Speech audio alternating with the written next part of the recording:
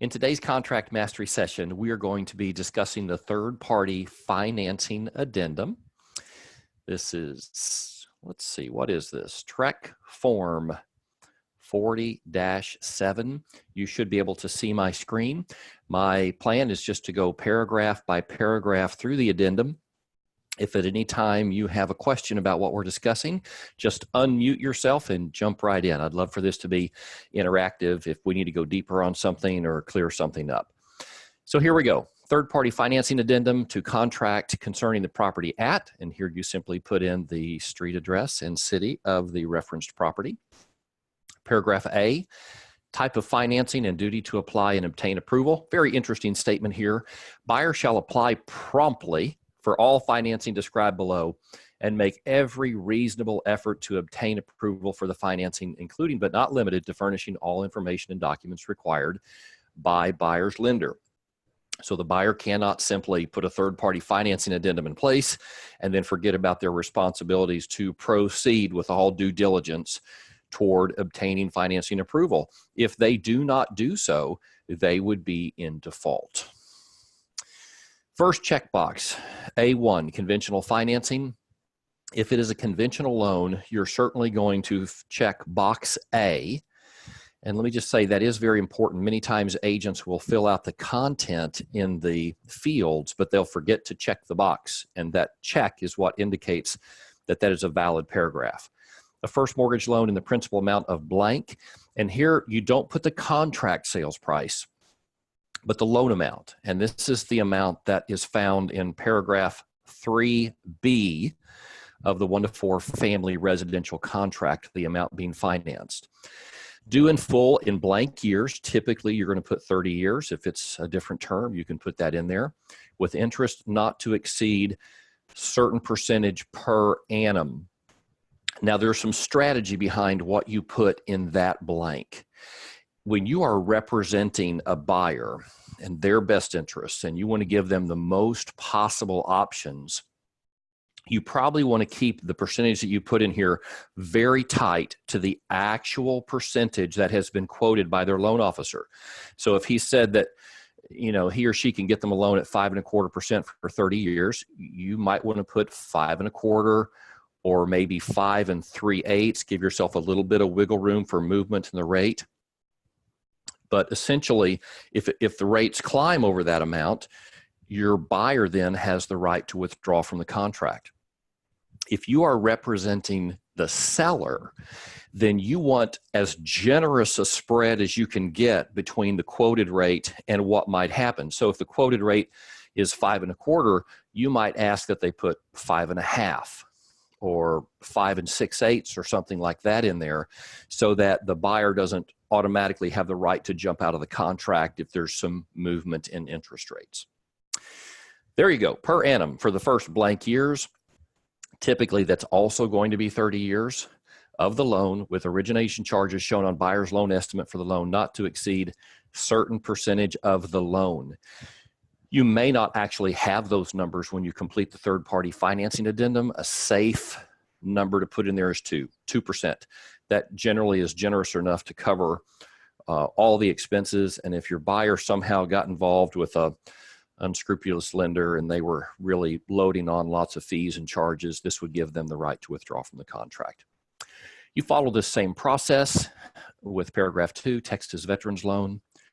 Paragraph 3, FHA insured financing. Let's look at this real quickly. A section blank FHA insured loan. Quite often, you will not know what type of FHA loan your buyer is applying for. Is it a 203B? Is it a 401Z? Of course, you could ask the lender, or you can just leave that blank. I've never seen any difficulty with that.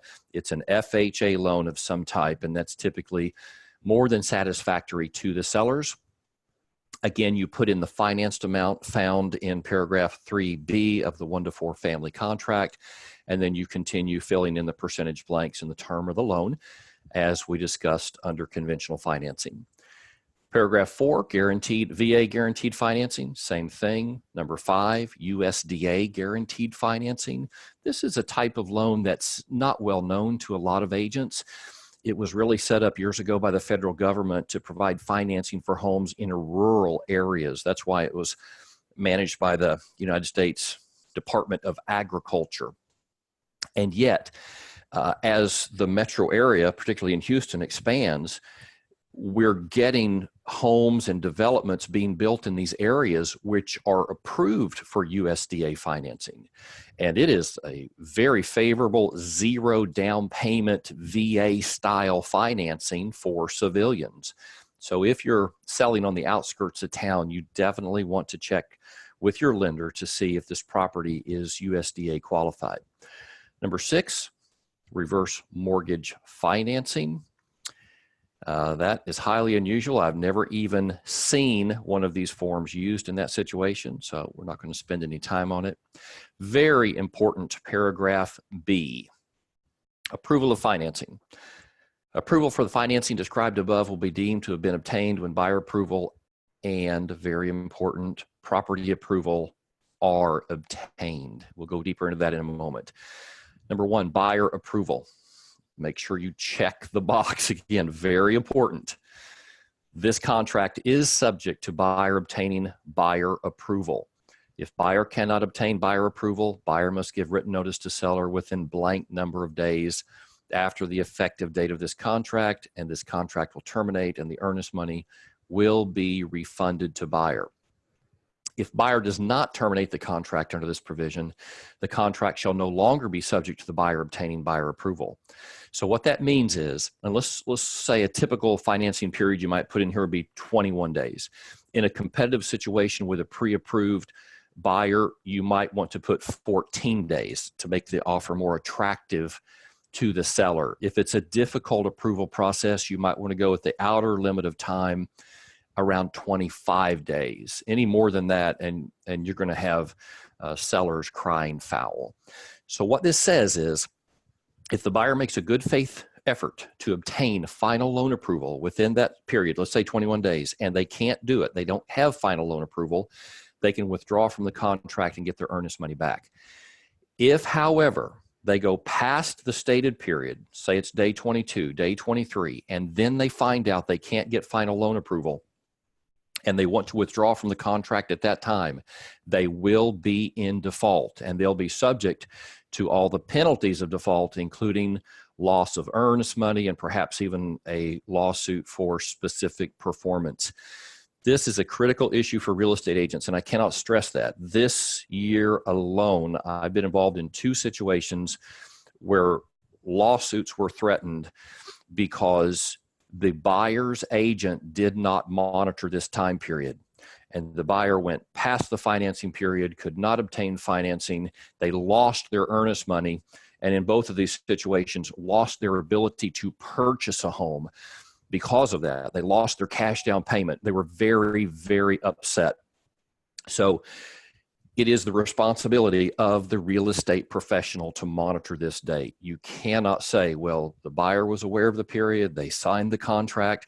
That's right, but they do this once every 5 to 7 years, and you do it 5 to 7 times a month. So this is one of those critical dates that you want to monitor. And if you follow the practices we teach in our Aspire Business Planning Workshop, and you provide that documents and deadlines form to your buyer and seller clients, this is a date that you will have memorialized in writing and discussed with your client. Let's continue the rest of this. Buyer approval will be deemed to have been obtained when 1, the terms of the loans described above are available, and lender determines that buyer has satisfied all of the lender's requirements related to buyer's assets, income, and credit history. In other words, once the lender says you're good to go, the buyer no longer has the right to withdraw under this provision. And I've heard buyer's agents and buyers think that they can really withdraw for any reason during the financing period. They cannot. And if they do not put forth good faith efforts to obtain lender approval, then they are in default to the contract. They can't refuse to provide documentation or cooperate in the approval process. There is a second box here. This contract is not subject to buyer obtaining buyer approval. That may seem a little bit strange because in this situation, the buyer is applying for financing. But there are times when this is a very critical provision and can serve the buyer well. If the buyer is going to be getting financing, but they don't have to have financing, in other words, they have a backup plan, they have cash, they could pay cash for the property if for some reason they didn't get loan approval, then if they check this box, this offer is going to be much more attractive to the seller, because now it's not dependent upon a third-party approval. Now, again, this is really the most important part of this addendum, this paragraph 1 and 2 under B. Let's look at property approval. Property approval will be deemed to have been obtained when the property has satisfied lender's underwriting requirements for the loan, including but not limited to appraisal, insurability, and lender-required repairs. So keep in mind, third-party financing is trying to qualify two different things, the buyer and the property. So even if the buyer's able to obtain approval, if the property does not appraise, then the property has not been approved and the buyer can withdraw. Looks like Ann is asking a question here. In case the buyer cannot obtain it within the time frame, what can you do? So let me close you out here. So, and it looks like we have lost my screen. Let me go back and see if I can get you guys. There we go. So, and to answer your question, what the addendum says is, if the buyer doesn't get approval and they go past the financing period and they cannot consummate the purchase, then they're going to lose their earnest money or be subject to the other provisions of default of the contract. Now, if they go past the financing period, they don't get approval, but they have capability of closing on the loan, then they certainly have the right to continue to do that. They're not required to cancel the contract. And if that doesn't answer your question, you can simply unmute yourself and jump in. Let's do that instead of the chat, because the chat seems to knock my screen off for everybody. Okay? Okay. All right. Is there any form that I can use to extend this date for my clients in case they cannot obtain the approval within the time frame? Great question, Ann. You can go ahead and mute yourself again. Thank you very much. Yes, you would simply use the standard amendment. And the amendment allows for an extension of the financing period, just like you could use the amendment to extend the option period. That amendment is the Swiss Army knife in our business. It can be used for all these things. Now, back on the appraisal. If it doesn't appraise, then the buyer can withdraw. And that withdrawal period is not subject to the approval period. So even if we had 21 days for buyer approval, you will see that there's no time period here in paragraph 2 for the property. So if the appraisal doesn't come in until the day before closing and the property doesn't appraise, the buyer can still withdraw and receive their return of earnest money. But it's not just the appraisal. It has to be insurable. So if the property's got an old roof on it and an insurance company won't insure it for that reason, then the buyer can withdraw.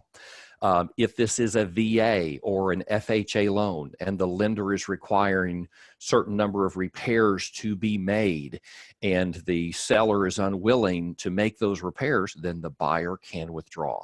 So always remember there's two things that have to be approved, the buyer and the property. Number 3, look at this, very critical. It's even in bold on the addendum. Time is of the essence for this paragraph, and strict compliance with the time for performance is required. When you see time is of the essence in one of these contract forms, it means that if either party does not strictly abide by these time periods, they are in default of the contract. Now, to put that in context, let's compare that with the closing date that is mentioned in the 1-to-4 family contract. Many people think that that's a hard deadline. And if for some reason the buyer can't get closed on time or the seller can't get moved out in time to close, then either party is in default of the contract and the other party can exercise all the default remedies. But the closing date is not a time is of the essence date. And judges have ruled consistently over the years in the state of Texas that if there's some valid reason for the buyer missing the closing date or the seller missing the closing date, then the cooperating party needs to cooperate and just extend the date accordingly. But that is not the case. Whenever you see this phrase, time is of the essence, that means if you don't hit those deadlines, the required party is in default. So take that very seriously and make sure that your client understands that as well. C, security. Each note for the financing described above must be secured by vendors and deed of trust liens. That just means that the lender is going to have a stake in the property. Let's go to paragraph D, FHA and VA required provision.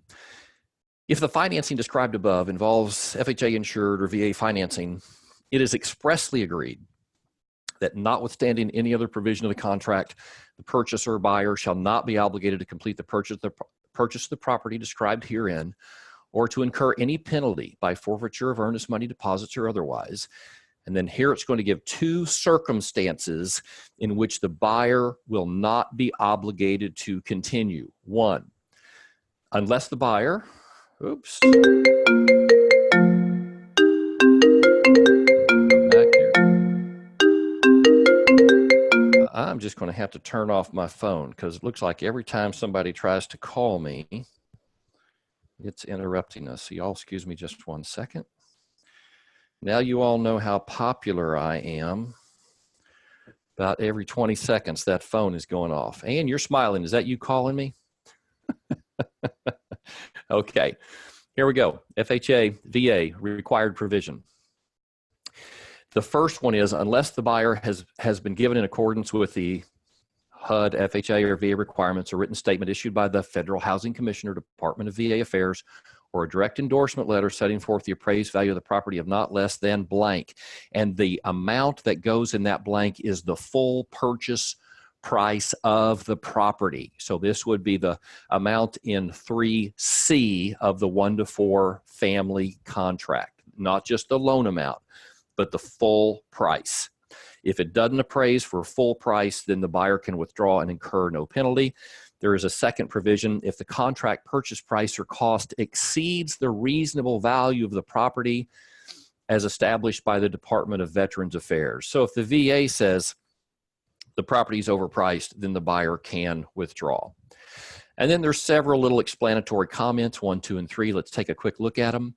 1, the buyer shall have the privilege and option of proceeding with consummation of the contract without regard to the amount of the appraised valuation or the reasonable value established by the Department of Veterans Affairs. That simply means even though the buyer has a right to withdraw if the property doesn't appraise, they are not required to withdraw. Now, jump down to paragraph 3. If that's the case, if the buyer wants to proceed, what happens?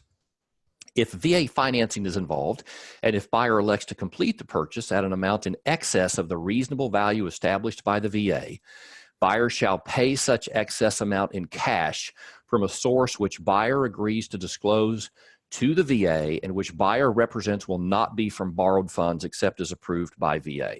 If VA reasonable value of the property is less than the sales price, seller may reduce the sale price to an amount equal to the VA reasonable value, and the sale will be closed at the lower sale price with proportionate adjustments to the down payment and loan amount. So the buyer has two options. If it doesn't appraise and they want to buy it anyway, they can provide the cash as long as they can prove to the VA it was not borrowed cash, or the seller can lower the price to the sale amount. And often it's a compromise between the two. The last time I was involved in this situation, that's what we did. The appraisal was about $15,000 low. So the seller came down about $7,500 and the buyer came up with an additional $7,500 in cash to meet in the middle. But as long as those were not borrowed monies, that additional $7,500, the VA is okay with it. All right, so there we go on the FHA VA required provision. Now look at the last paragraph, E. Very important, authorization to release information. 1, buyer authorizes buyer's lender to furnish to seller or buyer or their representatives information relating to the status of an approval for the financing. Did you see that right there? The buyer has given authorization to both parties or their representatives. That's you, the real estate agent, to inquire regarding the status of approval. So I've had buyer's agents get very upset and call me and say, you won't believe what just happened. The listing agent called my buyer's lender to find out a status on their approval. But in fact, it's perfectly appropriate. In fact, it really shows due diligence on the part of the listing agent to do that, and they're specifically authorized to do that by paragraph 1. Now look at paragraph 2. Seller and buyer authorized buyer's lender, title company, and escrow agent. So everybody involved in this process to disclose and furnish a copy of the closing disclosures provided in relation to the closing of this sale to the parties' respective brokers and sales agents identified on the last page of the contract. Have you ever had your clients fill out that TILA RESPA authorization form, a TAR 2516, which authorizes the mortgage and title companies to release information to you? Just raise your hand if you've ever done that. I see that. The crowds are all waving and raising their hands. That's awesome. In fact, it's unnecessary when the third-party financing addendum is involved. That TILA RESPA TAR 2516 is really only necessary in a cash offer or a seller financed offer, because in this third party, you have written authorization from the parties for everybody involved, mortgage and title, to provide you with all the information related to the approval process and the final closing disclosure. Well, there we go. That is the third-party financing addendum. Any questions? And if you do have a question, don't chat, but just unmute and fire away.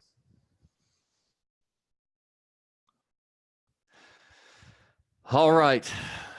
The roar is deafening. I think we're all good. I must be the best contract teacher in the world to have covered it so thoroughly. I appreciate you guys joining me. We're going to be doing this every Wednesday, except for next Wednesday, because we'll be on the first ever Abbey Realty cruise. But beyond that, we're going to systematically work through all the TREC contract forms, and then TAR, and then HAR. It'll take us about a year to get through all of them. But we're going to create a library of these videos. This one, I'll edit it just a little bit on the front end, and then we'll put it up on our YouTube channel. So thank you for joining me for our first ever Contract Mastery webinar. Have a great day. Thanks, Frank. My pleasure. Thank you. Thank you, Frank.